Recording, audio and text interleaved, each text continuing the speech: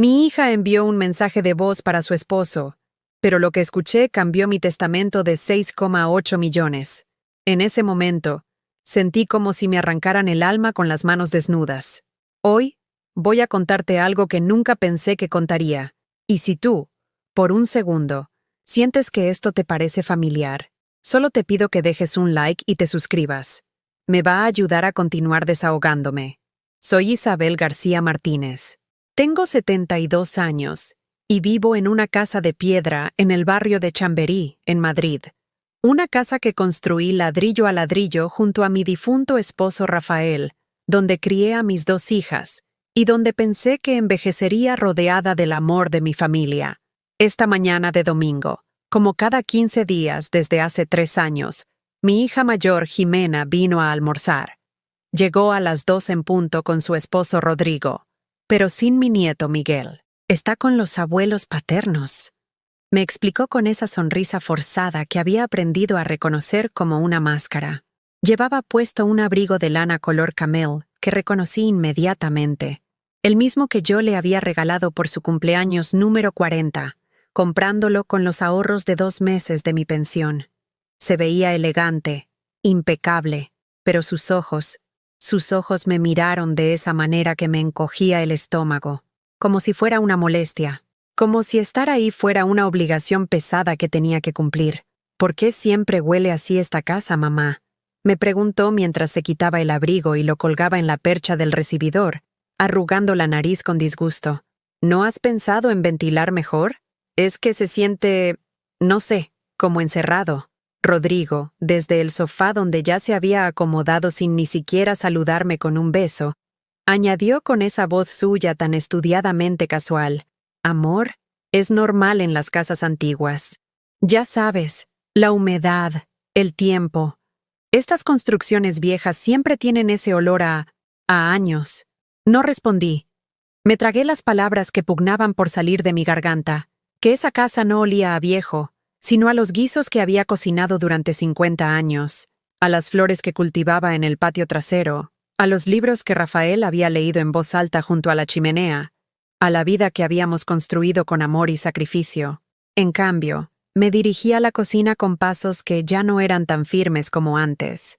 La artritis en mis rodillas protestaba con cada movimiento, pero había preparado paella valenciana desde las 9 de la mañana. Había ido temprano al mercado de maravillas a comprar el arroz bomba más caro, los langostinos frescos que brillaban como pequeños tesoros naranjas, el azafrán auténtico que costaba más de lo que me permitía mi presupuesto. Todo para ellos. Mis manos, manchadas con las venas azules que delatan los años, temblaron ligeramente mientras servía la paella en los platos de la vajilla buena, esa que reservaba solo para las ocasiones especiales, la que había sido el regalo de bodas de mi madre hace medio siglo. Cada grano de arroz estaba en su punto, cada langostino perfectamente cocido, el sofrito dorado como un atardecer de agosto. Cuando puse los platos en la mesa del comedor, Jimena y Rodrigo ya estaban enfrascados en una conversación sobre su próximo viaje a Cancún. Hablaban de hoteles de 5 estrellas, de excursiones privadas, de restaurantes con estrellas Michelin, mientras yo colocaba las copas y las servilletas de lino que había planchado esa misma mañana. ¿Sabéis qué? Nos dijeron en la agencia que podríamos invertir en una propiedad allí, comentaba Rodrigo cortando la paella sin ni siquiera probarla primero. Con el mercado inmobiliario mexicano en alza, podríamos sacar una buena rentabilidad. Claro, y además tendríamos un lugar propio para las vacaciones, respondió Jimena, mirando su teléfono mientras masticaba. Ya estoy cansada de hoteles. Quiero algo que sea nuestro. Durante toda la comida, que duró exactamente 47 minutos, los conté mentalmente como hacía siempre que se sentían eternos. No me preguntaron ni una sola vez cómo me sentía desde que enviudé hace 2 años. No mencionaron a Rafael, que los había querido como hijos. No preguntaron por mi salud, por mis noches de insomnio, por las tardes infinitas en las que el silencio de esta casa me pesaba como una losa en el pecho. Hablaron de inversiones, de la promoción que Rodrigo esperaba en su empresa de consultoría, del coche nuevo que estaban considerando comprar, un BMW híbrido que costaba más de lo que yo había ganado en mi vida entera, trabajando como secretaria en el ayuntamiento. Hablaron de todo menos de mí, que estaba sentada justo frente a ellos, invisible como un mueble más de la casa. Cuando terminaron de comer, dejando la mitad de la paella en sus platos, esa paella que había preparado con tanto esmero, Jimena se levantó para contestar una llamada que había estado sonando insistentemente durante los últimos minutos. «Es importante, mamá». «Disculpa un momento», me dijo mientras salía hacia el patio trasero, donde las bugambillas que Rafael había plantado seguían floreciendo en tonos fucsia intensos. Dejó su teléfono móvil sobre la mesa, junto a mi copa de agua casi vacía. Era un iPhone último modelo, con una funda de cuero italiano que reconocí porque había visto el precio en una tienda del centro. 200 euros por una simple funda. El teléfono vibró. Una notificación iluminó la pantalla. Era un mensaje de Rodrigo. «Ja, ja, ja, no puedo creer lo que has dicho. Eres malísima». Y debajo, una nota de voz reenviada. «Jimena para Rodrigo. 1:23 minutos». Mi corazón empezó a latir más rápido. Sabía que no debía, que era una invasión de privacidad, que era cruzar una línea que no tenía derecho a cruzar. Pero algo en mi pecho, esa intuición maternal que se desarrolla después de décadas de cuidar y proteger, me decía que necesitaba escuchar. Con los dedos temblorosos, toqué el mensaje. La voz de mi hija, esa voz que había consolado durante las pesadillas de la infancia, que había cantado conmigo villancicos en Navidad, que había susurrado «Te quiero, mamá», miles de veces, salió del pequeño altavoz con una frialdad que me heló hasta los huesos. «No puedo más, Rodrigo. En serio. Cada vez que vengo aquí me siento como si visitara un museo de cosas viejas y mohosas. Esa casa huele a muerte, a encierro, a... no sé cómo explicarlo. Y ella... Dios mío, ella no se da cuenta de que ya estorba. Mírala. Todavía cree que somos una familia feliz. No tiene ni idea de lo que vale realmente esta propiedad. Si pudiera internarla en algún lugar sin que suene muy cruel, ya lo habría hecho hace tiempo.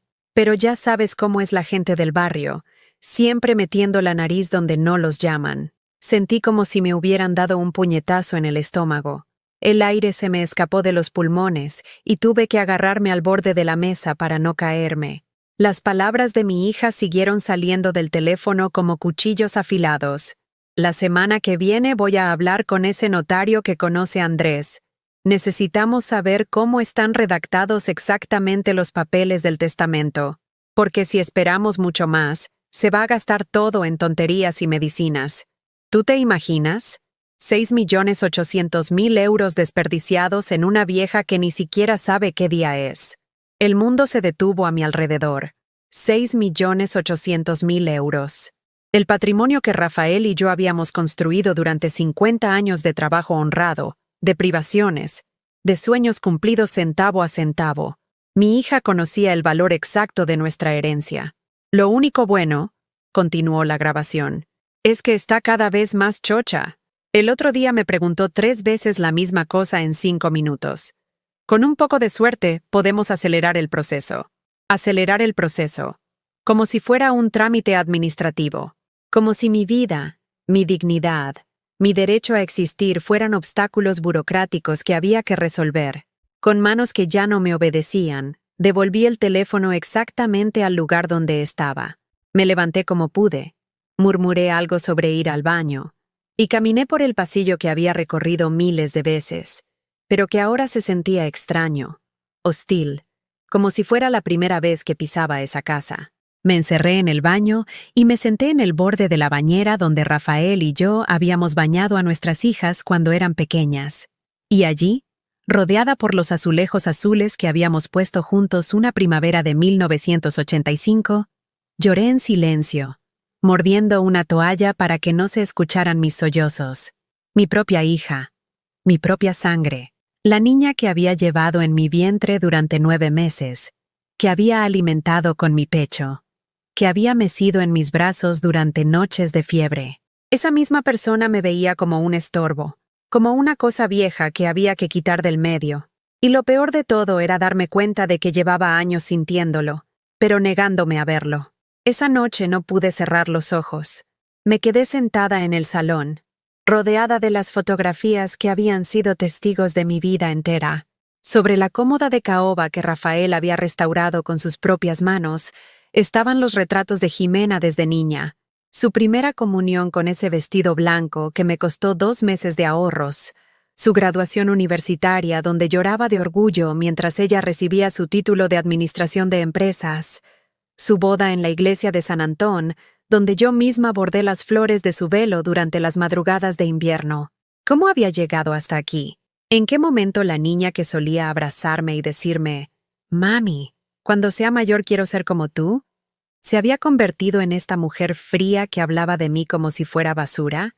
Recordé cuando Jimena tenía 8 años y se enfermó de neumonía. Durante 3 semanas no me separé de su cama, durmiendo en una silla incómoda del Hospital La Paz, alimentándola cucharada a cucharada con caldos que preparaba en casa y llevaba en termos. Rafael trabajaba dobles turnos en la fábrica de Alcalá de Henares para pagar los medicamentos que el seguro no cubría, mientras yo me quedaba cantándole nanas hasta que se dormía. «No me dejes, mami», me susurraba con su vocecita ronca. «Tengo miedo. Nunca te voy a dejar, mi amor», le prometía mientras le acariciaba el pelo sudado por la fiebre. «Mami siempre va a estar aquí». ¡Qué ironía! Al final, fue ella quien me dejó a mí. Pensé en cuando cumplió 18 años y quiso estudiar en una universidad privada carísima. Los profesores del instituto público le habían dicho que tenía capacidad para conseguir una beca en la Complutense, pero ella insistía en ir a esa universidad de élite, donde estudiaban los hijos de los empresarios importantes. «Es mi futuro, mamá», me argumentaba con lágrimas en los ojos. «Si no estudio ahí, nunca voy a poder conseguir un buen trabajo. Por favor, es la única oportunidad que tengo». Rafael y yo nos reunimos una noche en la cocina, después de que ella se fuera a dormir. Calculamos y recalculamos los números 12 de veces. La matrícula costaba lo mismo que nuestros ingresos de todo un año. «Tendríamos que hipotecar la casa otra vez», me dijo Rafael, masajeándose las sienes como hacía siempre que estaba preocupado. «O vender el coche y el terreno que heredé de mi padre en Ávila». «Es por su futuro», le respondí, aunque sabía que significaba 5 años más de aprietos económicos. 5 años más sin vacaciones, sin caprichos, sin la jubilación tranquila que habíamos planeado. Vendimos el terreno. Vendí también las joyas de mi madre, esas que había guardado durante 30 años esperando el momento perfecto para usarlas. El collar de perlas, los pendientes de oro blanco, el broche con forma de libélula que había sido el regalo de boda de mi abuela. Jimena estudió sus 4 años en esa universidad. Se graduó magna cum laude y consiguió trabajo inmediatamente en una empresa multinacional. En su fiesta de graduación, nos agradeció delante de todos sus compañeros, nos abrazó, nos dijo que éramos los mejores padres del mundo, pero cuando empezó a ganar su primer sueldo, cuando ya no necesitaba nuestra ayuda económica, las visitas se fueron espaciando. Los domingos familiares se convirtieron en compromisos que había que cumplir cada 15 días, luego una vez al mes, luego solo en las fiestas importantes. Y después conoció a Rodrigo Mendoza, hijo de una familia de constructores de Pozuelo de Alarcón, un hombre que nunca había tenido que preguntarse si podía permitirse algo, que hablaba de dinero como quien habla del tiempo, con naturalidad. La primera vez que vino a casa, miró nuestro salón con esa sonrisa educada que no llegaba a los ojos y comentó: «Qué acogedor, tiene mucho carácter». Esa palabra elegante para decir viejo y barato. Desde entonces, Jimena empezó a cambiar. Dejó de comer mis croquetas caseras porque estaba cuidando su figura. Dejó de pedirme consejos sobre su trabajo porque las cosas ahora son muy diferentes, mamá, más complicadas. Dejó de contarme sus problemas porque no queremos agobiarte con nuestras cosas. Cuando se casaron, hace 6 años, la boda fue en un hotel de 5 estrellas en La Moraleja.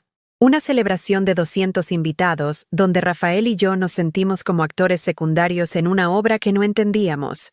Jimena llevaba un vestido de 15.000 euros, más de lo que yo había gastado en ropa en toda mi vida, y lucía radiante, perfecta, inalcanzable.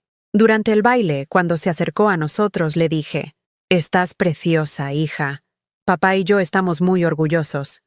Gracias, mamá, me respondió, pero ya estaba mirando por encima de mi hombro hacia los invitados importantes que esperaban saludarla. Y luego nació Miguel, mi nieto, mi dulce Miguel, que ahora tiene 5 años y unos ojos enormes como los que tenía Jimena cuando era pequeña. Durante el primer año de vida del niño, Jimena me necesitó otra vez. Me llamaba llorando a las 3 de la madrugada, porque Miguel no paraba de llorar. Venía a casa con ojeras hasta el suelo pidiéndome que la ayudara a bañarlo, a preparar sus papillas, a entender por qué tenía fiebre. No sé qué haría sin ti, mamá, me decía mientras yo mecía a Miguel y él se calmaba instantáneamente en mis brazos. Eres la única que entiende a los bebés. Durante meses, cuidé a Miguel como si fuera mi propio hijo. Me levantaba a las 6 de la mañana para ir a su casa en Las Rozas, un viaje de 1 hora y media en metro y autobús. Pasaba el día entero con él mientras Jimena trabajaba y volvía a casa cuando ya había anochecido, agotada pero feliz de sentirme útil, necesaria. Pero en cuanto Miguel empezó a caminar y a hablar, en cuanto dejó de ser un bebé que necesitaba cuidados constantes, las llamadas de Jimena se espaciaron otra vez. Ya no me necesitaba para las emergencias nocturnas. Ya no venía a casa con el niño para que yo lo entretuviera mientras ella descansaba. Ahora Miguel me veía como a una extraña. La última vez que vino, hace 2 meses, se escondió detrás de las piernas de su madre cuando intenté abrazarlo. «Es que ya no te ve mucho, mamá», me explicó Jimena con esa voz paciente que se usa con los niños pequeños. Los niños necesitan rutina, consistencia. No puede estar acostumbrándose a personas diferentes todo el tiempo. Personas diferentes. Su propia abuela era una persona diferente. Me levanté del sofá donde había pasado toda la noche recordando y caminé hasta la cocina. Eran las 6 de la mañana y el sol empezaba a filtrarse por las cortinas de encaje que había cosido yo misma hace 20 años. Puse agua a hervir para el café, siempre café solo, porque Rafael solía decir que el azúcar era un lujo innecesario, y me senté a la mesa donde habíamos desayunado en familia durante tantos años. Sobre la mesa estaba el periódico del día anterior, doblado exactamente como Rafael solía dejarlo después de leer las noticias económicas que tanto le interesaban. Había una factura de la luz que no había abierto todavía. 83 euros que me parecían una fortuna después de décadas acostumbrada a racionar cada gasto, y una carta del banco recordándome que tenía que renovar algunos documentos. Pero lo que más me llamó la atención fue una fotografía que se había caído del álbum que había estado hojeando durante la noche. Era una imagen de Navidad de hace 3 años, la última que pasamos todos juntos antes de que Rafael empezara a enfermar. En la foto estábamos los 5, Rafael y yo sentados en el sofá, Jimena y Rodrigo de pie detrás de nosotros, y Miguel en mi regazo, sonriendo con esa sonrisa desdentada de los niños pequeños. Jimena tenía su brazo alrededor de mis hombros. Sonreía a la cámara con naturalidad, sin esa tensión que había notado en los últimos meses.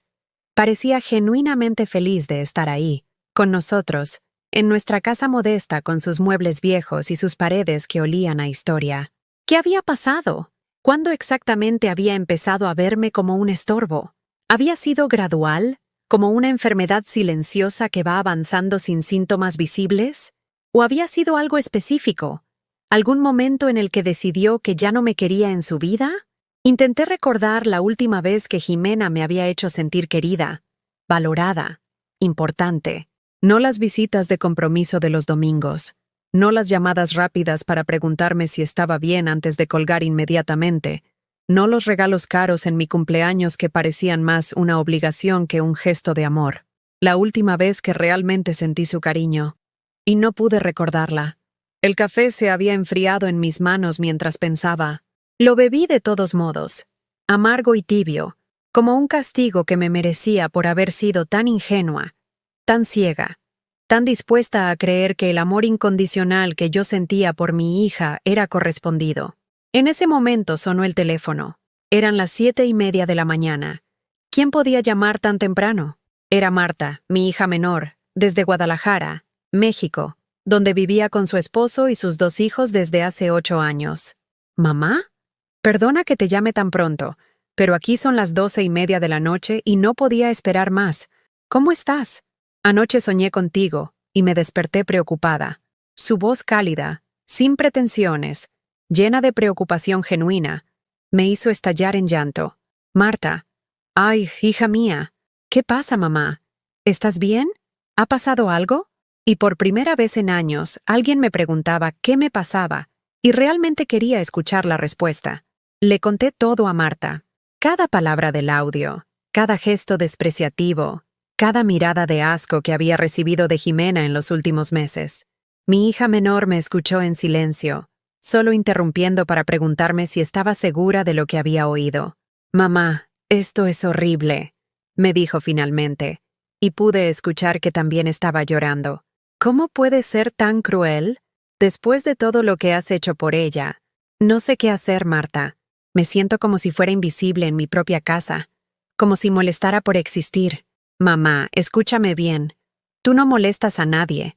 Tú eres una mujer digna que se merece respeto. Y si Jimena no puede verlo, es su problema, no el tuyo. Después de colgar, me quedé sentada en la cocina hasta que salió el sol completamente. Por primera vez en meses, sentí que alguien me validaba, que alguien entendía que no estaba loca ni siendo dramática. Los días que siguieron fueron una revelación terrible. Como si hubiera desarrollado un sexto sentido para detectar desprecios, empecé a notar cosas que antes pasaba por alto, pequeñas crueldades disfrazadas de normalidad. Jimena llamó el martes para preguntarme si podía cuidar a Miguel el viernes, porque tenían una cena importante con los socios de Rodrigo. Su tono era mecánico, como si estuviera leyendo de una lista de tareas pendientes. Claro, hija, le respondí automáticamente, como había hecho cientos de veces antes. Perfecto, te lo traigo a las 7 y lo recojo después de medianoche. Y mamá, por favor, no le des dulces antes de dormir. Ya sabes que después no puede conciliar el sueño. No me preguntó si tenía planes, si me encontraba bien, si necesitaba algo. Solo me comunicó lo que necesitaba de mí y colgó. El viernes llegó con Miguel, que ahora tenía la costumbre de no mirarme a los ojos. El niño traía una mochila enorme llena de juguetes caros, tabletas electrónicas, robots que costaban más de 200 euros, coches teledirigidos que parecían de colección. «Hola, abuela», me saludó con voz apagada, como si le hubieran enseñado las palabras exactas que tenía que decir. «Hola, mi amor, ¿quieres que juguemos a algo?» Miguel se encogió de hombros y se sentó en el sofá con su tableta, completamente absorto en una pantalla que lo alejaba de mí más efectivamente que cualquier pared. Jimena ni siquiera entró a la casa. Se quedó en el umbral de la puerta, elegante con un vestido negro que reconocí de un escaparate de la Gran Vía, uno que costaba más de 500 euros. «Está un poco cansado», me explicó mientras revisaba su teléfono móvil. «Ha tenido mucha actividad en el colegio esta semana. Solo dale la cena que está en la mochila y acuéstalo temprano». La cena que estaba en la mochila. Como si yo no supiera cocinar para un niño. Como si las croquetas y la tortilla que había preparado miles de veces para ella cuando era pequeña, ahora fueran inadecuadas para su hijo. Esa noche, mientras Miguel comía mecánicamente los nuggets industriales que Jimena había traído, intenté conversar con él. «¿Qué tal el colegio, cariño? ¿Tienes amigos nuevos?» «Sí», respondió sin levantar la vista de su plato. «¿Y qué es lo que más te gusta de estudiar?» «No sé». «Ah, ¿te acuerdas de cuando eras más pequeño y jugábamos a las cartas aquí en la cocina?» Miguel me miró por primera vez con algo parecido al interés, pero inmediatamente apartó la vista, como si le hubieran enseñado que no debía mostrar afecto hacia mí.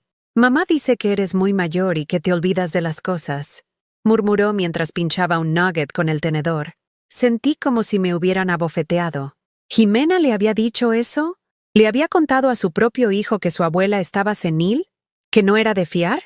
¿Y tú qué piensas, Miguel? ¿Crees que me olvido de las cosas?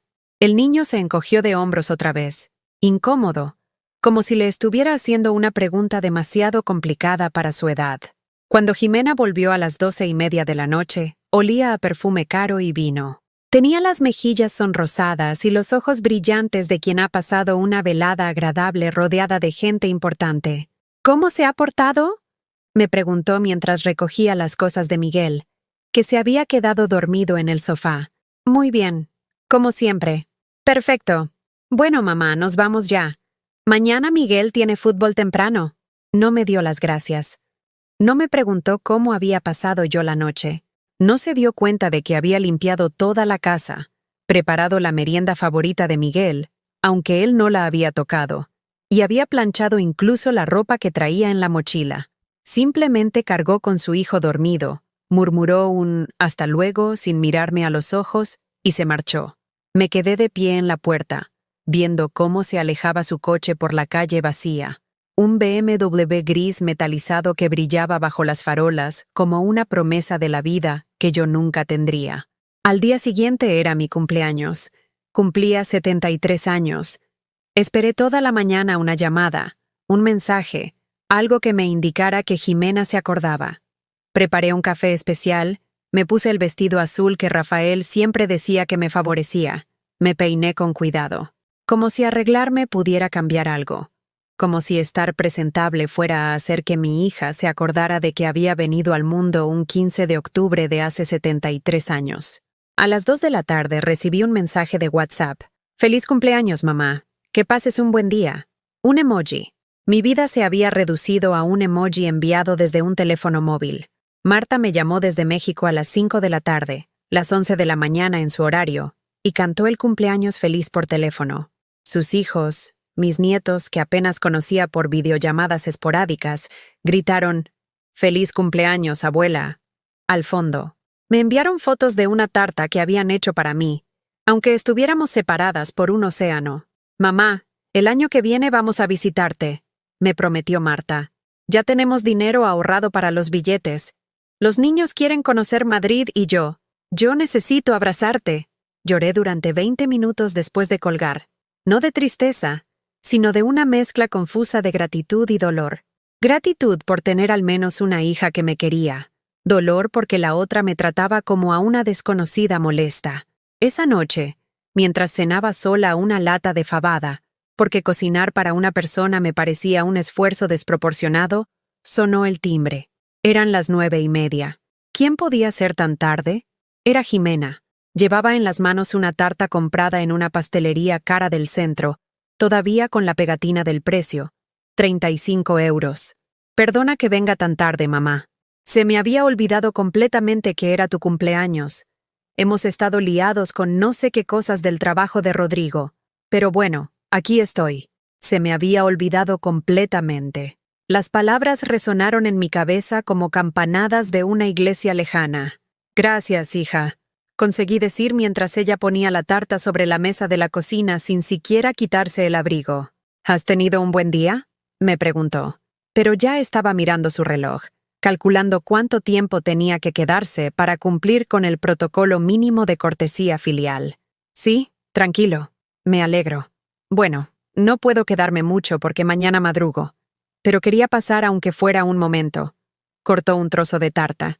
Una tarta de chocolate industrial que sabía a cartón endulzado, y se sentó conmigo en la mesa donde había celebrado todos mis cumpleaños desde que me casé con Rafael. «¿Y qué tal todo?», me preguntó mientras masticaba mecánicamente. «Bien, hija, todo bien. Me alegro. Oye, mamá, una cosa. Necesitaríamos que nos echaras una mano con Miguel el próximo fin de semana. Tenemos una boda muy importante en Marbella y no podemos llevarlo». Una boda muy importante. No me estaba pidiendo un favor, me estaba comunicando una decisión ya tomada. «Por supuesto», respondí, como siempre. Se terminó el trozo de tarta en silencio, mirando su teléfono móvil constantemente. Después se levantó, me dio un beso rápido en la mejilla, un roce frío y protocolar, y se dirigió hacia la puerta. «Gracias por la tarta», le dije mientras la acompañaba. «No hay de qué, mamá. Cuídate mucho». Y se fue, dejándome sola con una tarta cara que no me gustaba y la certeza absoluta de que para mi hija mayor yo era solo una obligación que había que cumplir de vez en cuando para mantener las apariencias. Esa noche, después de tirar 3/4 de la tarta a la basura, me senté en el salón y me hice una pregunta que llevaba meses evitando. ¿Cuándo fue la última vez que Jimena me necesitó de verdad? No como niñera gratuita o como solución a sus problemas, sino simplemente como su madre. y me di cuenta de que no podía recordarlo. Una semana después del episodio de mi cumpleaños, decidí hacer algo que no había hecho en años: llamar a Jimena sin que fuera para ofrecerle algo, solo para hablar, como hacían las madres e hijas normales. Era un martes por la tarde.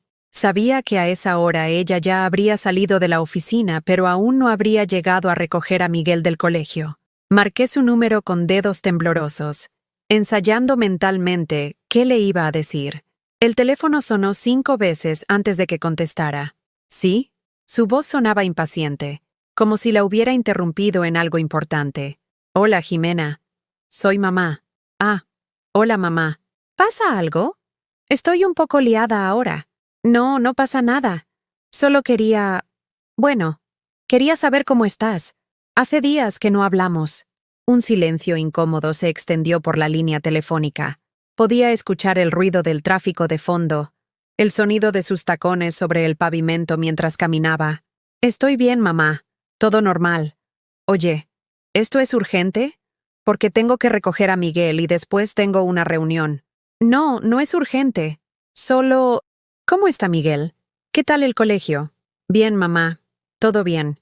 Mira, te llamo luego, ¿vale? Es que de verdad ahora no puedo hablar. Y colgó. Me quedé con el teléfono en la mano, escuchando el pitido de la línea cortada, sintiendo cómo algo se encogía dentro de mi pecho. Ni siquiera había durado 2 minutos. Mi propia hija no podía dedicarme 2 minutos de su vida para una conversación normal, pero lo peor estaba por venir. El viernes de esa misma semana, recibí una llamada inesperada del doctor Hernández, mi médico de cabecera en el Centro de Salud de Ríos Rosas. Un hombre mayor, de unos 60 años, que me atendía desde hacía más de una década y conocía mi historial médico completo. Señora García, necesito verla urgentemente, me dijo con voz seria. Los resultados de los análisis que le hicimos la semana pasada. Hay algo que tenemos que hablar. El corazón se me disparó. Los análisis de rutina que me hacía cada año, los mismos de siempre. ¿Qué podía haber salido mal? ¿Es algo grave, doctor? Prefiero no hablar por teléfono. ¿Puede venir mañana por la mañana? Tengo un hueco a las 10. Esa noche no dormí. Me quedé despierta imaginando los peores escenarios, recordando cómo había empezado la enfermedad de Rafael, con unos análisis aparentemente rutinarios que revelaron algo terrible que cambió nuestras vidas para siempre. A las 10 en punto del sábado estaba sentada en la consulta del doctor Hernández, con las manos sudorosas y el estómago encogido de nervios. Isabel, me dijo usando mi nombre de pila, como hacía siempre que las noticias eran serias. Tengo que decirle que hemos encontrado algunas alteraciones en sus análisis. Nada alarmante todavía, pero sí preocupante. Su nivel de azúcar está muy alto, y hay indicios de que podría estar desarrollando diabetes tipo 2. Diabetes. La enfermedad de mi madre, que la había llevado a perder la vista parcialmente en sus últimos años. ¿Qué significa eso, doctor? Significa que vamos a tener que hacer cambios importantes en su estilo de vida. Dieta estricta, ejercicio regular, medicación diaria. Y lo más importante, va a necesitar apoyo familiar. Esta enfermedad se controla mejor cuando no se vive solo. Apoyo familiar. Las palabras resonaron en mi cabeza con ironía amarga. ¿Es grave? Si se cuida bien, puede llevar una vida completamente normal, pero necesita seguimiento médico constante y, sobre todo, no puede descuidar las comidas ni los horarios. Es fundamental que alguien esté pendiente de usted. Salí de la consulta con una bolsa llena de medicamentos y folletos informativos, y con la urgente necesidad de contarle a alguien lo que me acababa de pasar. Mi primer instinto fue llamar a Jimena. Marqué su número mientras caminaba por la Castellana hacia la parada del autobús, tratando de organizar en mi mente cómo iba a explicarle la situación. «¿Mamá? ¿Qué pasa ahora?» «Jimena, necesito contarte algo importante. Acabo de salir del médico y... ¡Ay, mamá! ¿En serio ahora? Estoy en medio de una comida con los padres de Miguel. ¿No puede esperar? Es que el doctor dice que tengo diabetes y... Vale. Mira, luego me cuentas todo, ¿sí? Ahora no es buen momento». Y volvió a colgar. Me quedé parada en medio de la acera, con la gente pasando a mi alrededor. holding el teléfono como si fuera un objeto extraño que no sabía cómo usar. Acababa de recibir un diagnóstico que podía cambiar mi vida, y mi hija no tenía ni 30 segundos para escucharme. Llamé a Marta. «Mamá, qué sorpresa tan bonita. ¿Cómo estás?» Le conté todo. El diagnóstico, los medicamentos, las recomendaciones del médico, mi miedo a afrontar esto sola. Marta me escuchó en silencio, haciendo preguntas, mostrándose preocupada de verdad. «Mamá, esto se puede controlar perfectamente», me tranquilizó con voz cariñosa. «Mi suegra tiene diabetes desde hace 10 años y está estupenda. Pero tienes razón, no puedes estar sola con esto. ¿Jimena lo sabe ya?» Intenté contárselo, pero estaba ocupada. Un silencio cargado de significado se extendió entre nosotras. «¿Sabes qué, mamá? Creo que ha llegado el momento de que tengas una conversación seria con tu hija mayor». Esa noche decidí que Marta tenía razón. Al día siguiente, domingo, era uno de los días programados para la visita quincenal de Jimena. Esta vez iba a decirle exactamente lo que pensaba. Iba a exigir el respeto que me merecía como su madre. Pero cuando llegó el domingo, Jimena no vino. A las 2:30 de la tarde, cuando ya había preparado el almuerzo y puesto la mesa, recibí un mensaje de WhatsApp. «Mamá, no vamos a poder ir hoy. Ha surgido algo importante. Te veo la próxima semana». Algo importante. Más importante que visitar a su madre el día después de recibir un diagnóstico médico. Me quedé sentada en la cocina, rodeada de la comida que había preparado con esmero. Pollo al horno con patatas, el plato favorito de Jimena cuando era niña, y sentí cómo algo se rompía definitivamente dentro de mí. No era tristeza ni decepción, era algo más profundo, más definitivo. Era la comprensión cristalina de que había estado viviendo una fantasía, engañándome a mí misma sobre el tipo de relación que tenía con mi hija. Jimena no me quería. Puede que me hubiera querido alguna vez, cuando era pequeña y me necesitaba, pero ahora yo solo era una obligación molesta en su vida perfecta. Esa tarde hice algo que no había hecho nunca. Busqué en Google, ¿cómo saber si tu hijo adulto te está utilizando? Lo que leí me heló la sangre. Todas las señales estaban ahí. Las visitas solo cuando necesitaba algo. La falta de interés genuino en mi bienestar. La manera de hacerme sentir culpable cuando no podía satisfacer sus demandas. Los regalos caros sin significado emocional. La forma de hablar de mí como si fuera una carga. Había un artículo especialmente duro que hablaba sobre el maltrato emocional a personas mayores por parte de familiares. Cada párrafo parecía describir exactamente mi situación. El abuso emocional incluye ignorar sistemáticamente las necesidades emocionales del anciano, tratarlo con desprecio o condescendencia, aislarlo de sus seres queridos, o usar la manipulación emocional para obtener beneficios económicos o materiales. Beneficios económicos. De repente recordé todas las veces que Jimena había hecho comentarios aparentemente casuales sobre mi casa, sobre el valor de la propiedad, sobre lo que iba a pasar cuando ya no esté.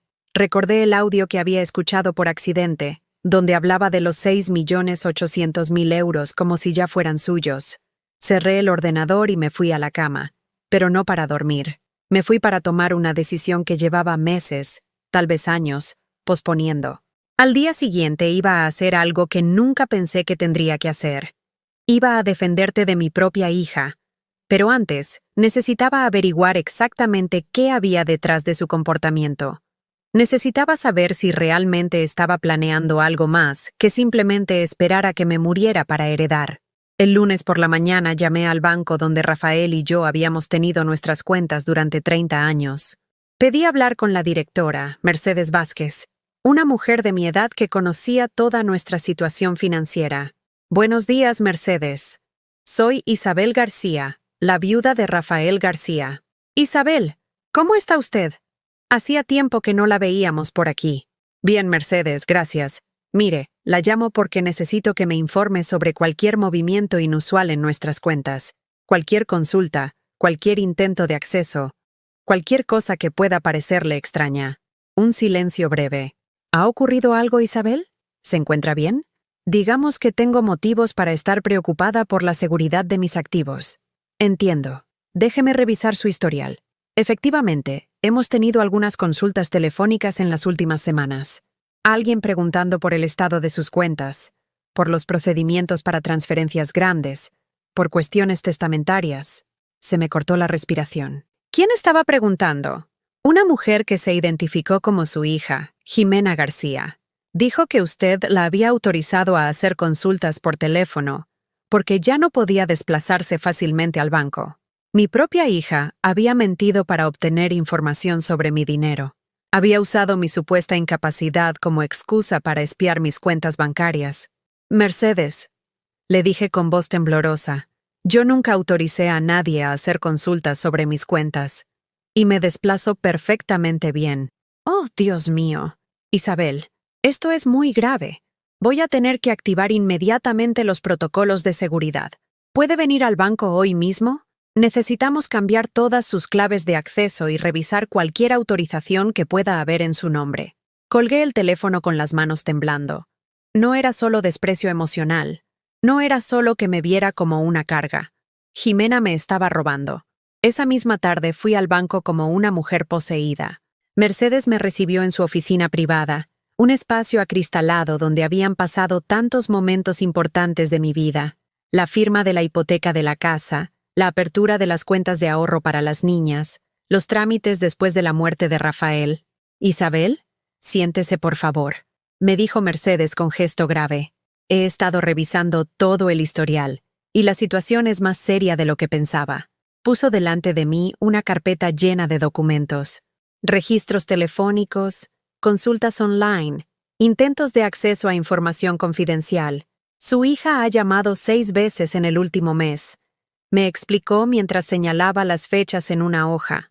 Ha preguntado por el saldo de sus cuentas, por las inversiones que tiene en fondos, por el procedimiento para hacer transferencias grandes. También intentó averiguar si usted tiene una caja fuerte aquí en el banco. 6 veces. En un mes. Mientras a mí me colgaba el teléfono cuando intentaba contarle que tenía diabetes.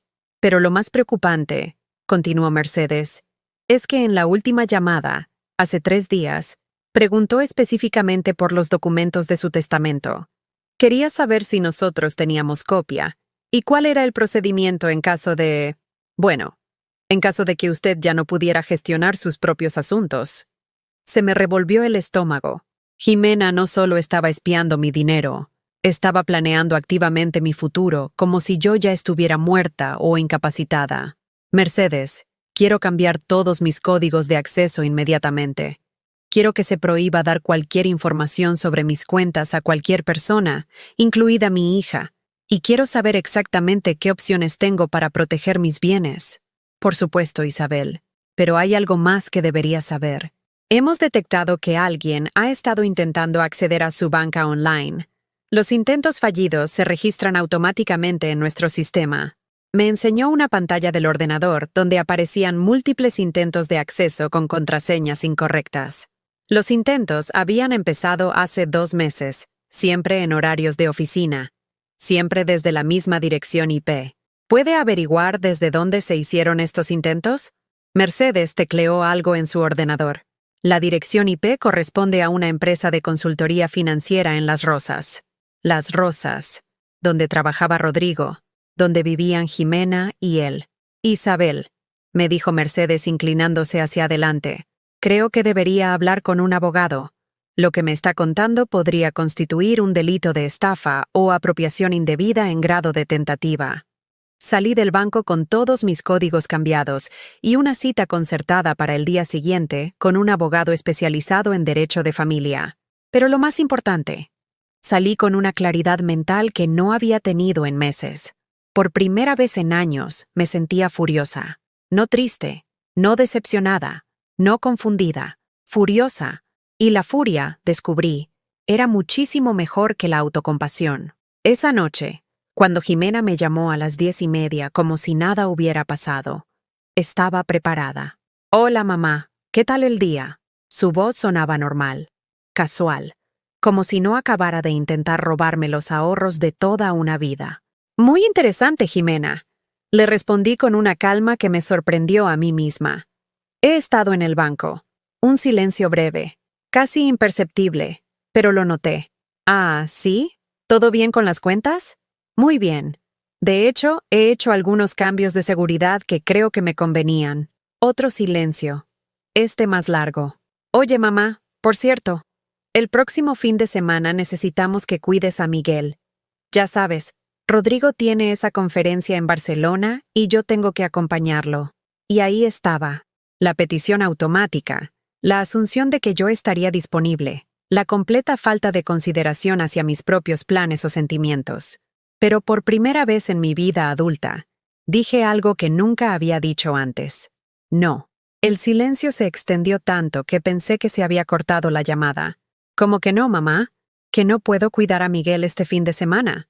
¿Por qué no? ¿Tienes planes? Sí, Jimena. Tengo planes. Era mentira. No tenía ningún plan excepto quedarme en casa viendo la televisión y leyendo los folletos sobre diabetes que me había dado el médico. Pero por primera vez me di cuenta de que esos también eran planes válidos, que no estar disponible para ser utilizada también era un plan válido. ¿Qué planes tienes? Su voz había cambiado. Ya no era casual. Había adquirido ese tono ligeramente agresivo que usaba cuando las cosas no salían como ella esperaba. Planes personales, Jimena. Mamá, esto es muy importante para nosotros. La conferencia de Rodrigo puede significar una promoción muy grande. ¿No puedes cambiar lo que tengas? No. La palabra salió de mi boca con una firmeza que no sabía que poseía. Era como si hubiera descubierto un músculo que no sabía que tenía y ahora estaba usándolo por primera vez. No entiendo qué te pasa últimamente, mamá. Estás muy rara. ¿Rara por decir que no puedo hacer de niñera gratuita? No es niñera gratuita. Es cuidar de tu nieto. Es exactamente lo mismo, Jimena. Y la respuesta es no. Colgué el teléfono antes de que pudiera responder. Me quedé sentada en la cocina, con el corazón latiéndome tan fuerte que podía escucharlo en mis oídos, y sentí algo que no había experimentado en años. Poder. Era un sentimiento extraño, casi embriagador, después de décadas de decir siempre sí, de estar siempre disponible, de poner las necesidades de otros por delante de las mías. Había dicho no, y no se había acabado el mundo. A los 10 minutos sonó el teléfono otra vez. Era Rodrigo. Isabel, hola, soy Rodrigo. Jimena me ha contado que no puedes cuidar a Miguel este fin de semana. Su voz tenía esa cordialidad forzada que usaba conmigo desde que se habían casado, como si estuviera hablando con una empleada a la que había que mantener contenta. Así es, Rodrigo. Mira, Isabel, entiendo que puedas tener tus cosas, pero esto es realmente importante para nosotros. Mi jefe va a estar en esa conferencia. Hay posibilidades reales de ascenso. Y eso es problema vuestro, no mío. Las palabras salieron de mi boca antes de que pudiera pensarlas. Durante 6 años había tragado con la condescendencia de Rodrigo, con su manera de tratarme como si fuera una sirvienta de confianza. Ya no más. Isabel, ¿te encuentras bien? No es propio de ti ser tan poco colaborativa, como si mi función en la vida fuera colaborar con sus planes. Me encuentro perfectamente, Rodrigo. Simplemente he decidido que mi tiempo también tiene valor. Por supuesto que tiene valor. Nadie ha dicho lo contrario. ¿Ah, no? ¿Y cuál es ese valor? ¿Cuándo fue la última vez que me pagasteis por cuidar a Miguel? ¿Cuándo fue la última vez que me preguntasteis si me convenía la fecha antes de comunicarme que necesitabais mis servicios? Otro silencio incómodo. Isabel, somos familia. En las familias no se cobra por ayudar. Tienes razón, Rodrigo. En las familias no se cobra, pero tampoco se espía las cuentas bancarias de los padres, ¿verdad? El silencio esta vez fue absoluto. Podía escuchar su respiración a través del teléfono. No sé de qué estás hablando, Isabel. Estoy segura de que no. Dale recuerdos a Jimena. Y colgué otra vez. Esa noche dormí mejor de lo que había dormido en meses. Por primera vez en años no me sentía culpable por no satisfacer las expectativas de otros. No me sentía egoísta por pensar en mí misma primero. Al día siguiente fui a ver al abogado que me había recomendado Mercedes. Se llamaba Carlos Mendizábal, un hombre de unos 50 años con el pelo canoso y una manera tranquila de hablar que me inspiró confianza inmediatamente. Le conté todo. El audio que había escuchado por casualidad, Los intentos de acceso a mis cuentas bancarias, las llamadas constantes al banco, la manera en que me trataba Jimena, la sensación de ser utilizada solo como niñera y cajero automático. Carlos me escuchó en silencio, tomando notas ocasionales, sin juzgar ni interrumpir. Isabel, me dijo cuando terminé, lo que me está contando es muy grave. Su hija podría estar cometiendo varios delitos. Intento de estafa, acceso no autorizado a información financiera, posible falsificación de identidad al hacerse pasar por usted para obtener información del banco. ¿Y qué puedo hacer? Varias cosas. Podemos presentar una denuncia por estos intentos de fraude. Podemos cambiar completamente la estructura de su testamento para proteger sus bienes. Y podemos establecer medidas legales preventivas para evitar que alguien pueda aprovecharse de usted en el futuro. ¿Y si quiero apartarla completamente de la herencia? Carlos me miró con seriedad. Es su decisión, Isabel. Es su dinero y su derecho a decidir qué hacer con él. Pero le recomiendo que se tome tiempo para pensarlo. Las decisiones tomadas en caliente a veces generan remordimientos posteriores. Llevo años pensándolo sin saberlo, le respondí. Creo que ha llegado el momento de tomar decisiones en frío. Cuando salí del despacho de Carlos, llevaba en el bolso los papeles para cambiar completamente mi testamento y una cita para la semana siguiente para firmar los nuevos documentos. Pero lo más importante que llevaba era la certeza de que, por primera vez en mi vida adulta, estaba poniendo mis propias necesidades por delante de las de otros. Y se sentía como renacer. Durante los siguientes 3 días, Jimena me llamó 6 veces. No contesté ninguna. También recibí 4 mensajes de WhatsApp, cada uno más desesperado que el anterior. Mamá, ¿por qué no coges el teléfono? Mamá, estoy preocupada. ¿Te encuentras bien? Rodrigo dice que hablaste raro con él. ¿Ha pasado algo? Mamá, por favor, llámame. Tenemos que hablar. Pero yo no estaba preparada para hablar todavía. Estaba usando esos días para algo que no había hecho nunca. Planear mi propia vida sin tener en cuenta las necesidades de otros. El miércoles por la tarde, cuando volví de firmar los nuevos documentos testamentarios en el despacho de Carlos, me encontré a Jimena esperándome en la puerta de casa.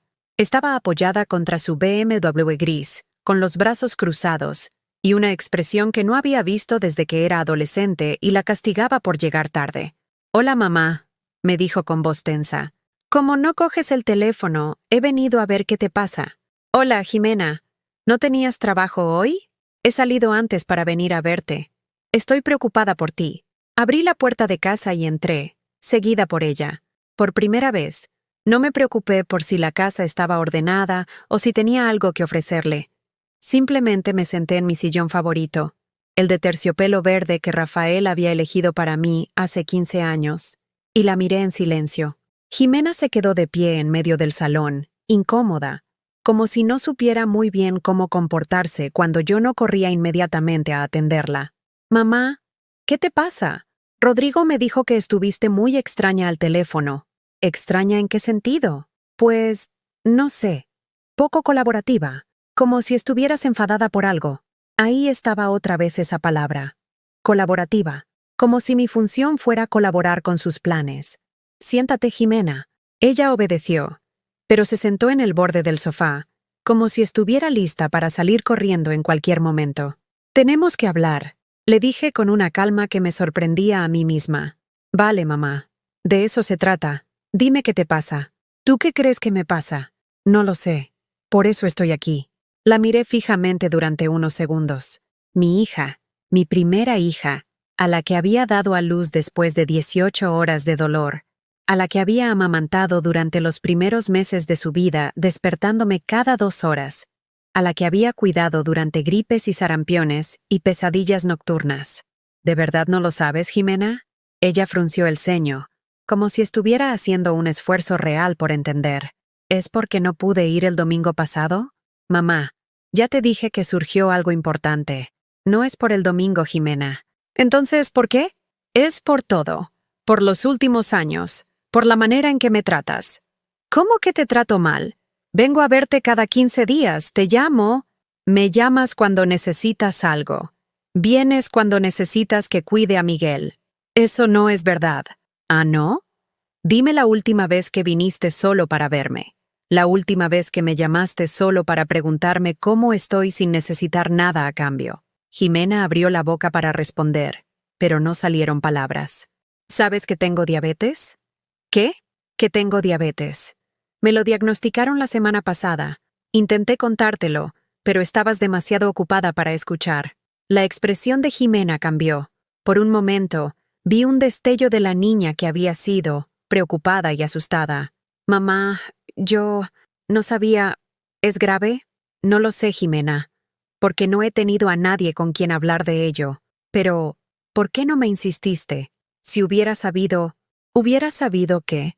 ¿Que tu madre tenía un problema de salud? ¿No crees que eso es exactamente el tipo de cosa por la que una hija debería interesarse sin que se lo tengan que insistir? Jimena se pasó las manos por el pelo, un gesto nervioso que conservaba desde la infancia. Tienes razón, mamá. Lo siento.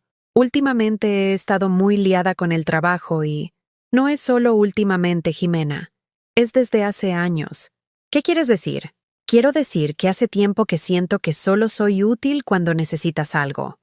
Cuando necesitas niñera, cuando necesitas que te ayude económicamente, cuando necesitas un favor, pero cuando se trata simplemente de ser tu madre, de que me trates como a una persona que merece respeto y cariño, ahí no estás. Mamá, eso no es justo.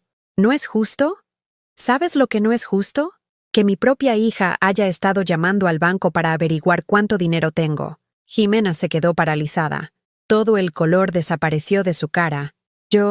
¿Qué? 6 llamadas en el último mes, Jimena. Preguntando por mis cuentas, por mis inversiones, por mi testamento. También hubo intentos de acceso a mi banca online desde tu oficina. Mamá, yo puedo explicar. Explícame entonces. Jimena se puso de pie, caminando nerviosamente por el salón como un animal enjaulado. Rodrigo y yo estábamos preocupados por ti. Pensábamos que a lo mejor ya no podías manejar tus finanzas sola, que alguien podría aprovecharse de ti. ¿Alguien como quién? No lo sé. Estafadores telefónicos, gente sin escrúpulos. ¿Y decidisteis protegerme espiándome? No era espiar. Era cuidarte. Cuidarme. Repetí la palabra como si fuera venenosa. ¿Como cuando dijiste que quería internarme en algún sitio porque ya estorbaba? Jimena se detuvo en seco. Esta vez la sangre no solo desapareció de su cara. Creo que desapareció de todo su cuerpo. Como... Escuché el audio que le enviaste a Rodrigo. ¿Qué audio? El audio donde decías que mi casa huele a muerte, que no me doy cuenta de que estorbo, que si pudieras internarme ya lo habrías hecho. El audio donde hablabas de 6.800.000 euros como si ya fueran tuyos. Jimena se dejó caer en el sofá como si le hubieran cortado las cuerdas que la mantenían en pie. Mamá, ¿Tú qué? ¿Lo sientes? ¿No era eso lo que pensabas de verdad? Estaba enfadada ese día. Había tenido problemas en el trabajo. No hablaba en serio. ¿Ah, no? ¿Y las llamadas al banco tampoco eran en serio? ¿Y los intentos de acceso a mi dinero tampoco eran en serio? Jimena empezó a llorar. Lágrimas grandes, dramáticas, como cuando era niña y sabía que estaba en problemas serios. Mamá, por favor, es verdad que nos preocupaba el dinero. Rodrigo perdió mucho en unas inversiones el año pasado. Estamos atravesando dificultades económicas. ¿Y eso me convierte a mí en vuestra solución? No. Bueno, pensábamos que cuando ya no estés, ese dinero, cuando ya no esté, quiero decir, en un futuro lejano. Jimena, tengo 73 años, no 93. ¿En serio esperas que me muera pronto para solucionar vuestros problemas económicos? ¡No es eso! ¿Entonces qué es? Jimena lloró durante 5 minutos completos. Yo la observé sin decir nada, sin levantarme a consolarla como había hecho automáticamente durante 42 años de su vida. Cuando finalmente paró de llorar, me miró con los ojos rojos y hinchados. ¿Qué va a pasar ahora, mamá? Ahora vamos a establecer algunas reglas nuevas. ¿Qué tipo de reglas? Primero, no vuelvas a llamar al banco preguntando por mis asuntos. Si necesitas saber algo sobre mi dinero, me lo preguntas directamente. Vale. Segundo, cuando me llames, que sea porque quieres hablar conmigo, no porque necesites algo. Vale. Tercero, cuando vengas a visitarme, que sea porque quieres pasar tiempo conmigo, no porque necesites niñera. Vale, mamá, todo lo que tú digas. Y cuarto, si alguna vez vuelvo a escuchar que hablas de mí como si fuera un estorbo, como si estuvieras esperando que me muera, o como si mi única función fuera dejarte dinero cuando ya no esté, se acabó todo entre nosotras. ¿Qué quieres decir con que se acabó todo? Quiero decir que te desheredaré completamente y no volveré a dirigirte la palabra mientras viva. Jimena me miró con horror genuino. Mamá, no puedes hablar en serio. ¿Quieres apostar? Me levanté del sillón y fui hasta el escritorio donde guardaba los documentos importantes. Saqué una carpeta nueva, la que había traído esa misma tarde del despacho de Carlos. Esta mañana he cambiado mi testamento, Jimena. Tu hermana Marta hereda ahora el 80% de todo lo que tengo. El otro 20% va para una fundación que ayuda a personas mayores, víctimas de abuso familiar. ¿Y yo? Tú heredas esta conversación. Y la oportunidad de decidir si quieres ser mi hija de verdad o seguir siendo una extraña que viene a visitarme cuando necesita algo. Jimena me miró como si no me conociera. No eres la misma persona, mamá. Tienes razón, le respondí. Ya no soy la mujer que acepta migajas de cariño y las confunde con amor. Ya no soy la madre que cree que dar todo sin recibir nada a cambio es lo que se supone que debe hacer una buena madre. ¿Y qué eres ahora? Soy una mujer de 73 años que ha decidido que lo que queda de su vida va a vivirlo con dignidad. Jimena se levantó para marcharse, pero se detuvo en la puerta. ¿Hay alguna posibilidad de que cambies de opinión sobre el testamento? Sí, le respondí. Demuéstrame durante el próximo año que me quieres por quien soy, no por lo que tengo. Demuéstrame que soy tu madre, no tu cajero automático. Demuéstrame que me respetas, no que me toleras. ¿Y si lo consigo? Si lo consigues, repartiremos la herencia entre tú y Marta a partes iguales. ¿Y si no lo consigo? Si no lo consigues, Marta se quedará con todo, y tú tendrás que vivir con la conciencia de haber perdido a tu madre por codicia. Jimena salió de casa sin despedirse. Desde la ventana la vi subirse al BMW y alejarse a toda velocidad por la calle. Me quedé de pie en mi salón, rodeada del silencio de mi casa, y por primera vez en años no me sentí sola. Me sentí libre. Los primeros días después de mi conversación con Jimena fueron extraños. Era como si hubiera estado viviendo bajo el agua durante años, y de repente pudiera respirar aire puro. Me despertaba por las mañanas sin esa sensación de peso en el pecho que había estado cargando sin darme cuenta. El viernes de esa semana hice algo que no había hecho en décadas. Fui sola al rastro. Rafael solía decir que los mercados eran sitios para turistas y perdedores de tiempo, así que durante 50 años de matrimonio nunca había ido. Pero ahora Rafael ya no estaba, y yo podía decidir por mí misma qué era una pérdida de tiempo y qué no. Caminé por los puestos de antigüedades y libros viejos, deteniéndome cuando algo me llamaba la atención, sin prisa, sin horarios que cumplir, sin nadie esperándome en casa. Compré un collar de cuentas azules que me gustó simplemente porque me gustó, no porque fuera práctico o barato o porque combinara con algo que ya tenía. En un puesto de libros encontré una novela de Isabel Allende que siempre había querido leer pero nunca había tenido tiempo. La Casa de los Espíritus. El vendedor, un hombre mayor con barba blanca y ojos amables, me sonrió cuando se la enseñé. Excelente elección, señora. Esa novela cambió mi vida cuando la leí por primera vez. ¿En qué sentido? Le pregunté genuinamente curiosa. Me enseñó que las mujeres pueden ser mucho más fuertes de lo que aparentan, y que nunca es demasiado tarde para empezar una vida nueva. Compré el libro y me dirigí a un café pequeño en la calle Toledo que tenía mesas en la terraza. Pedí un café con leche y una tostada con tomate. Me senté al sol de octubre y abrí el libro por la primera página. Por primera vez en años, nadie sabía dónde estaba, nadie esperaba nada de mí. Nadie me necesitaba para nada, y en lugar de sentirme abandonada, me sentía libre. Leí durante 2 horas, perdida en la historia de Clara del Valle, y su capacidad para crear su propio mundo interior cuando el mundo exterior se volvía hostil. Cuando levanté la vista, me di cuenta de que había estado sonriendo sin saberlo. Esa tarde, al llegar a casa, Llamé a Marta. Mamá, ¿cómo estás? ¿Ya hablaste con Jimena? Sí, ya hablé con ella. ¿Y qué tal fue? Liberador. Le conté toda la conversación, sin omitir detalles. Marta me escuchó en silencio, ocasionalmente murmurando expresiones de incredulidad o indignación. Mamá, no puedo creer que Jimena haya hecho todo eso. Es horrible. Lo importante es que ya está resuelto. Le he dado una oportunidad de cambiar, pero las reglas del juego han cambiado completamente. ¿Y cómo te sientes? Como si hubiera estado cargando una mochila de piedras durante años, y finalmente me hubiera dado cuenta de que podía quitármela. Me alegro tanto de escucharte hablar así, mamá. Suenas diferente, más fuerte. Me siento diferente, hija.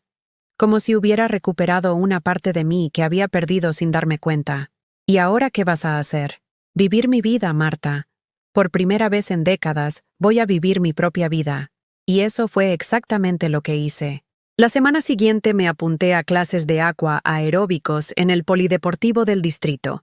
Siempre había querido hacer ejercicio en el agua, pero Rafael consideraba que las piscinas públicas eran antihigiénicas y Jimena me había dicho una vez que las mujeres mayores en bañador parecían ridículas. Pues resulta que las mujeres mayores en bañador no parecíamos ridículas en absoluto.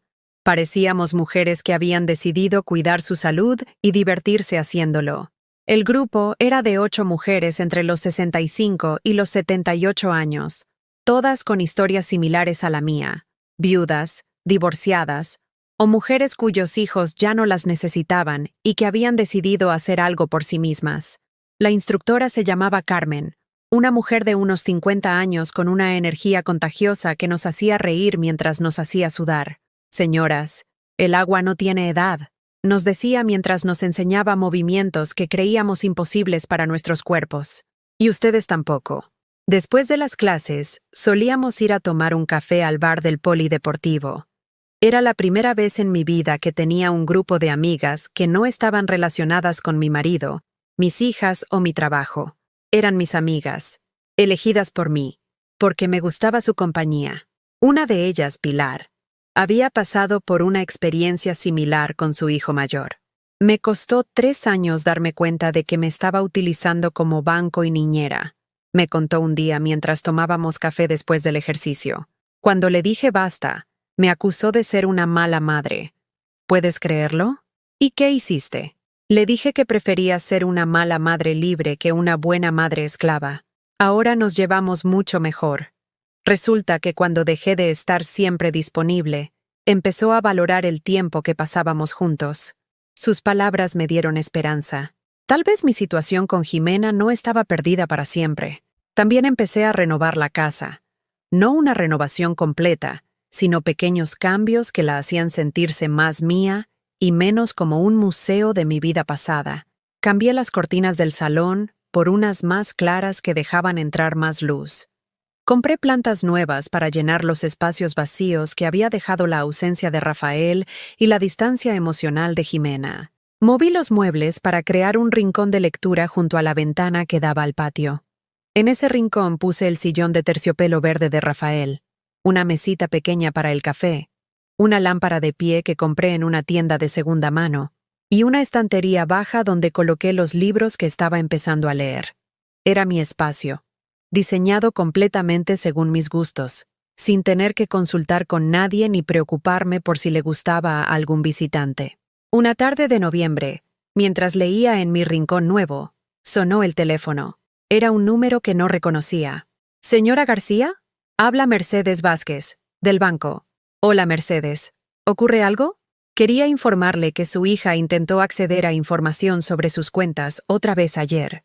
Esta vez vino en persona a nuestra sucursal. Se me encogió el corazón. Después de todo lo que habíamos hablado, Jimena seguía intentando espiar mi dinero. ¿Y qué pasó? El personal siguió el protocolo que establecimos. Le dijeron que necesitaba autorización escrita y notarizada de usted para cualquier consulta. Se puso muy alterada y exigió hablar conmigo. Pero yo no estaba. Finalmente se fue sin conseguir nada. Pero pensé que debía saberlo. Gracias por llamarme, Mercedes. Isabel, ¿está usted bien? Sé que estas situaciones familiares pueden ser muy dolorosas. Estoy bien, Mercedes. Mejor de lo que he estado en años, de hecho. Me alegro escucharla decir eso. Si necesita cualquier cosa, ya sabe que puede contar conmigo. Después de colgar, me quedé pensando.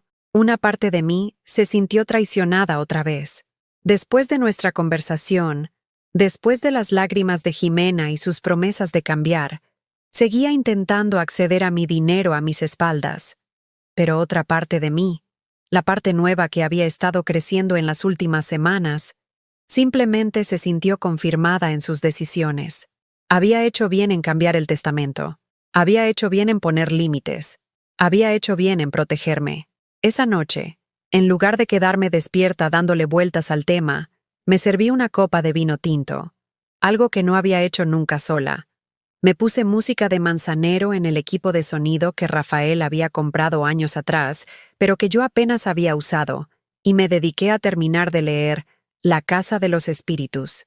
Cuando llegué al final de la novela, a las palabras de Alba escribiendo la historia de su familia para preservar la memoria, lloré, pero no de tristeza, sino de algo que no sabía cómo nombrar. Era como si hubiera encontrado algo que había perdido hace mucho tiempo. La capacidad de emocionarme con belleza, de disfrutar de momentos que eran completamente míos. El domingo siguiente, por primera vez en 3 años, no esperé la visita de Jimena. No preparé almuerzo especial. No limpié la casa de arriba a abajo. No me puse nerviosa pensando en si tendría todo perfecto para recibirla. En lugar de eso, fui al Parque del Retiro con mi libro nuevo. Había comprado Eva Luna de la misma autora.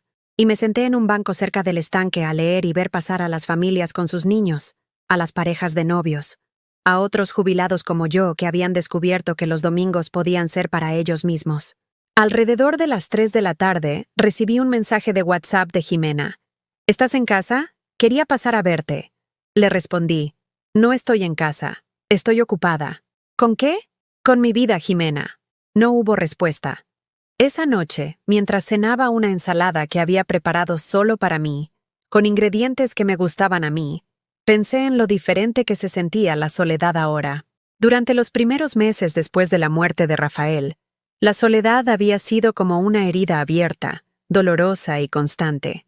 Después, con el comportamiento de Jimena, se había convertido en una tristeza pesada que me acompañaba a todas partes.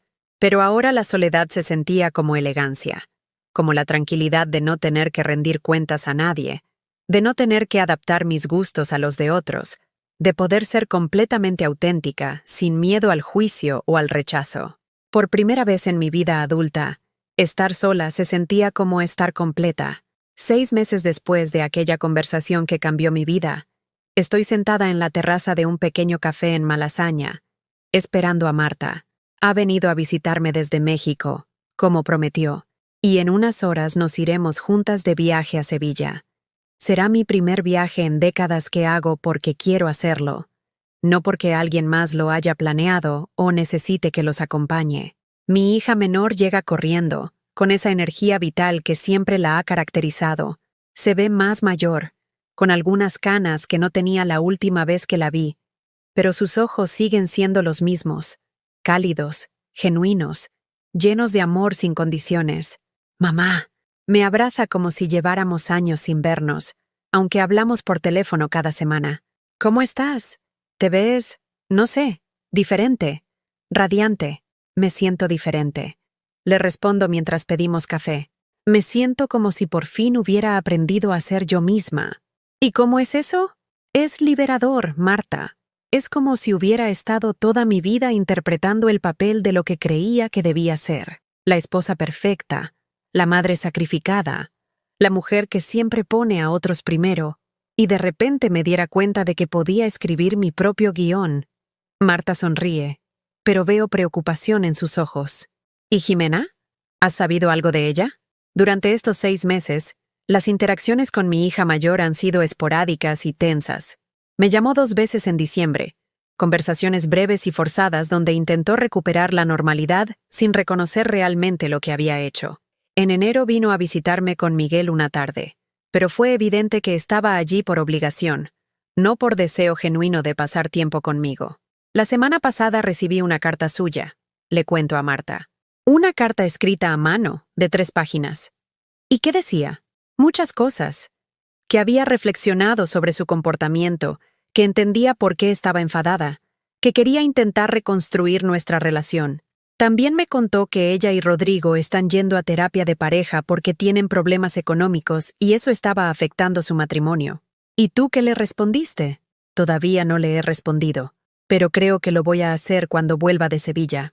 Le explico a Marta que durante estos meses he estado reflexionando sobre el perdón, sobre las segundas oportunidades, sobre lo que significa ser madre cuando tus hijos son adultos. He llegado a algunas conclusiones importantes. ¿Sabes lo que he aprendido, hija? Que perdonar no significa olvidar, y que dar segundas oportunidades no significa volver a las mismas dinámicas tóxicas de antes. ¿Qué quieres decir? Que si Jimena realmente quiere reconstruir nuestra relación, va a tener que hacerlo en mis términos, como iguales, como 2 adultas que se respetan mutuamente, no como madre e hija, donde una da todo y la otra solo toma. Durante el café, le cuento a Marta sobre mi nueva vida, sobre Carmen y las clases de aeróbicos, sobre Pilar y nuestras charlas después del ejercicio, sobre los libros que he estado leyendo, sobre los cambios que he hecho en la casa. El mes pasado adopté un gato, le digo sonriendo. ¿En serio? ¿Papá no odiaba los gatos? Sí, los odiaba. Decía que eran animales traicioneros e independientes. Me río recordando. Pero resulta que esas son exactamente las cualidades que más aprecio ahora. Se llama Neruda. ¿Como el poeta? Como el poeta. Es un gato gris de 8 años que estaba en el refugio desde hace meses porque la gente prefiere adoptar gatitos. Pero Neruda y yo nos entendemos. Los dos sabemos lo que es ser subestimados por la edad. Marta se ríe, pero luego se pone seria. Mamá, hay algo que tengo que decirte sobre el testamento. Dime. No quiero quedarme con todo el dinero si Jimena no cambia. No me parece justo. ¿Por qué no? Porque no hice nada especial para merecerlo, excepto estar lejos.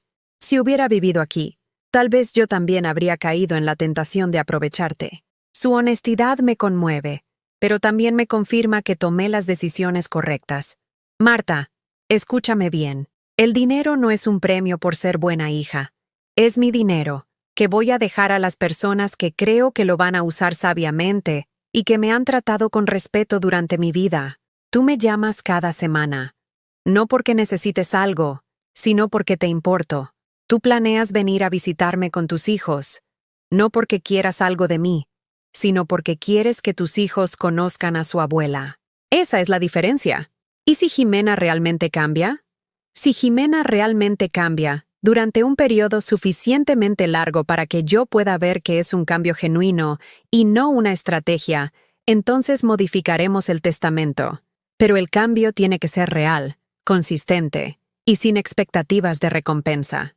Después del café, caminamos por las calles de Malasaña hacia mi casa. Es una zona que nunca había explorado cuando estaba casada. Rafael consideraba que era demasiado bohemia y ruidosa, pero que ahora me encanta por su energía creativa y su ambiente relajado.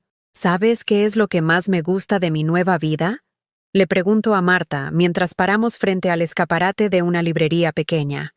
Dime, que cada día es mío. Cada decisión que tomo es porque yo quiero tomarla, no porque alguien más la necesite o la espere. Es la primera vez en mi vida que siento que estoy viviendo mi propia existencia en lugar de existir para facilitar las vidas de otros. En casa, mientras Marta juega con Neruda y yo termino de hacer la maleta para nuestro viaje, suena el teléfono. Es Jimena. Hola, mamá. Supe que Marta está ahí. ¿Puedo pasar a saludarla? Es la primera vez en meses que su voz no suena exigente o manipuladora. Suena vulnerable, casi tímida. Por supuesto, Jimena. Eres bienvenida. Marta me mira con sorpresa, pero asiento. Una parte importante de mi crecimiento personal ha sido aprender que puedo ser fuerte sin ser cruel, que puedo tener límites sin ser vengativa. Jimena llega 1 hora después. Se ve diferente, más delgada, con ojeras, como si hubiera estado pasando por dificultades reales. Trae flores, pero no las flores caras y sin alma que solía traer antes. Son crisantemos amarillos de una floristería del barrio. sencillos pero elegidos con cuidado. Hola, Marta. Saluda a su hermana con un abrazo genuino. ¿Cómo están los niños? Durante los primeros minutos, la conversación es normal, natural incluso. Las hermanas se ponen al día sobre sus vidas. Jimena pregunta por México. Marta pregunta por Miguel. Yo las escucho desde la cocina mientras preparo té, observando cómo interactúan sin la tensión que había caracterizado nuestros encuentros familiares en los últimos años. Después de que Marta y Jimena charlen un rato, mi hija mayor me mira directamente a los ojos. Mamá, ¿podemos hablar un momento a solas? Marta se disculpa y sale al patio con Neruda. Jimena y yo nos quedamos sentadas en el salón, pero esta vez no hay la sensación de confrontación que había tenido nuestro último encuentro. Quiero pedirte perdón, me dice simplemente. No por lo que hice, sino por quién me había convertido contigo. Explícame la diferencia. Lo que hice fueron acciones específicas. Espiar tus cuentas, hablar mal de ti, tratarte como si fueras una obligación. Eso estuvo mal y lo siento. Pero quien me había convertido era peor. Me había convertido en una persona capaz de tratar así a su propia madre, y eso me da más vergüenza que cualquier cosa específica que haya hecho. Sus palabras me sorprenden por su madurez. Durante 6 meses he estado esperando excusas, justificaciones, intentos de minimizar su comportamiento. Esto es diferente. ¿Qué ha cambiado, Jimena? Muchas cosas. La terapia me ha ayudado a entender que estaba proyectando en ti mis propias frustraciones sobre mi vida. Me sentía atrapada en expectativas que yo misma me había creado. Tener el matrimonio perfecto, la casa perfecta, el estatus perfecto. Y cuando no podía mantenerlo todo, era más fácil resentirme contigo que examinar mis propias decisiones. ¿Y ahora?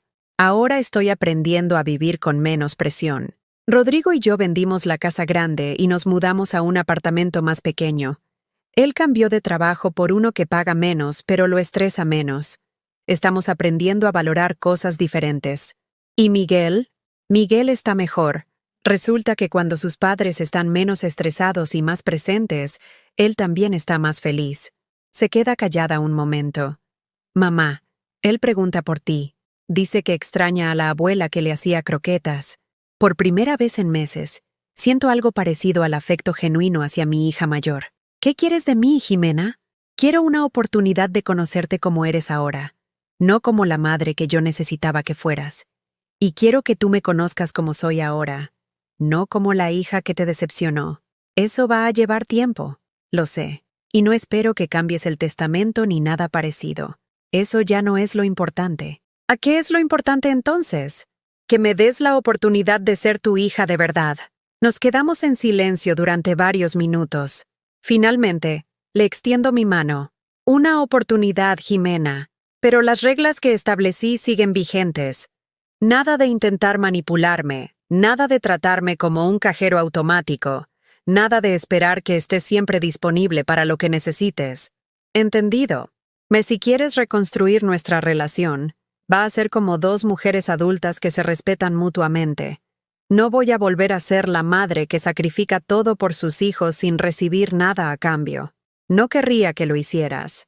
Cuando Jimena se va esa tarde, me quedo pensando en las segundas oportunidades, en el perdón, en la diferencia entre ser una madre amorosa y ser una madre utilizada. He aprendido que puedes amar profundamente a alguien y aún así negarte a ser maltratada por esa persona. He aprendido que establecer límites no es crueldad, es autorrespeto. Esa noche, mientras termino de empacar para el viaje a Sevilla, escribo en el diario que empecé a llevar hace 3 meses. Hoy entendí algo importante. No perdí una hija cuando me defendí de Jimena. Recuperé mi dignidad. Y tal vez, si ella realmente ha cambiado, podamos construir algo nuevo. Pero si no, estaré bien de todos modos. Por primera vez en mi vida, sé que estaré bien conmigo misma. Al día siguiente, en el AVE hacia Sevilla, mientras veo pasar el paisaje de Castilla por la ventanilla, Marta me pregunta, ¿eres feliz, mamá? Sí, le respondo sin dudar. Por primera vez en décadas, soy genuinamente feliz. ¿Qué es lo que más te gusta de tu vida ahora? ¿Qué es mía? Le digo sonriendo. Completamente, auténticamente mía.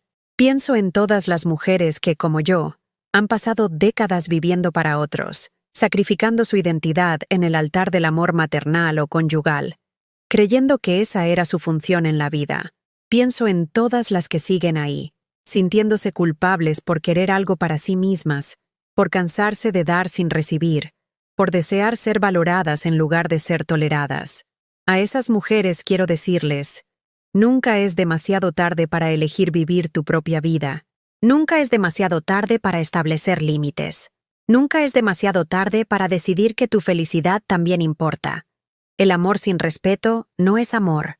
Es dependencia emocional disfrazada. Y mereces más que eso. Mereces ser amada por quien eres, no por lo que puedes dar. Mereces ser valorada, no tolerada. Mereces vivir tu propia vida, no existir para facilitar las vidas de otros. Yo tardé 73 años en aprender esto. Espero que tú no tardes tanto. ¿Has vivido tú una situación parecida? ¿O conoces a alguien que haya pasado por algo similar? Cuéntamelo en los comentarios. Si esta historia te llegó al corazón, dale like y suscríbete al canal para que este mensaje llegue a alguien que necesita escucharlo. A veces, una historia puede cambiar una vida, y tal vez la próxima vida que cambie sea la tuya.